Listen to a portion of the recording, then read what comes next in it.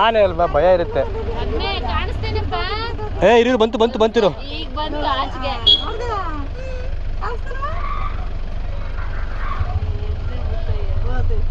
ಏ ಹೋಗ್ಬಿಡಿ ಹೋಗ್ಬಿಡಿ ಸಾಕು. ಯಾಕೆಂದು ಹೋಗ್ತಿದ್ದೀರಾ?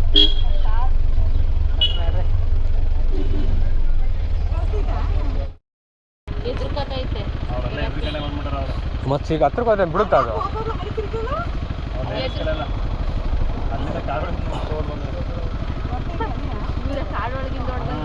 ಹ್ಞೂ ಓಡ್ ಬಂದ್ರೆ ಈಗ ರೋಡಿಗೆ ಎಲ್ಲ ಅವರು